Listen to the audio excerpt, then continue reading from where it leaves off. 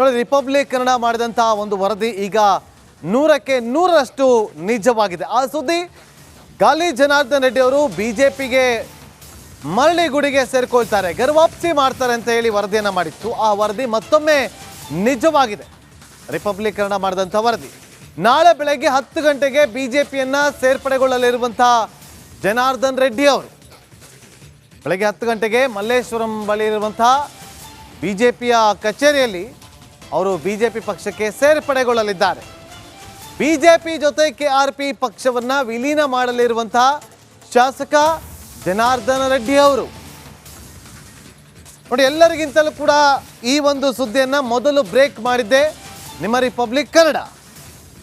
Republic Kannada ಅಂದ್ರೆ election ಸುದ್ದಿಗಳ head quarters ಅನ್ನೋದು ಮತ್ತೊಮ್ಮೆ ಸಾಬೀತಾಗಿದೆ. ಲೋಕಸಭಾ ಚುನಾವಣೆಯ ಸಂದರ್ಭದಲ್ಲಿ ಈ ಬೆಳವಣಿಗೆ ಕಲ್ಯಾಣ ಕರ್ನಾಟಕ ಭಾಗದಲ್ಲಿ ಒಂದು ರೀತಿಯಲ್ಲಿ ಬಿಜೆಪಿಗೆ ಆನೆ ಬಲ ಬಂದಂತಾಗಿದೆ ಅನ್ನೋದು ಸುಳ್ಳಲ್ಲ. ಯಾಕೆಂದ್ರೆ ಕಲ್ಯಾಣ ಕರ್ನಾಟಕ ಭಾಗದಲ್ಲಿ ಕೆಆರ್ಪಿ ಪಕ್ಷ ತನ್ನದೇ ಆದಂಥ ಛಾಪನ್ನ ಮೂಡಿಸಿದೆ. ಜನಾರ್ದನ್ ರೆಡ್ಡಿ ಅವರು ಕಟ್ಟಿ ಬೆಳೆಸಿದಂಥ ಪಕ್ಷ. ವಿಧಾನಸಭಾ ಚುನಾವಣೆಯಲ್ಲಿ ಕಲ್ಯಾಣ ಕರ್ನಾಟಕ ಭಾಗದಲ್ಲಿ ಬಹುತೇಕ ಕ್ಷೇತ್ರಗಳಲ್ಲಿ ವಿಧಾನಸಭಾ ಕ್ಷೇತ್ರಗಳಲ್ಲಿ ಕೆಆರ್ಪಿ ಪಕ್ಷದ ಅಭ್ಯರ್ಥಿಗಳು ಕಣಕ್ಕಿಳಿದಿದ್ರು. ಈಗ ಬಿಜೆಪಿ ಜೊತೆ ವಿಲೀನವಾಗ್ತಾ ಇದೆ ಕೆಆರ್ಪಿ ಪಕ್ಷ.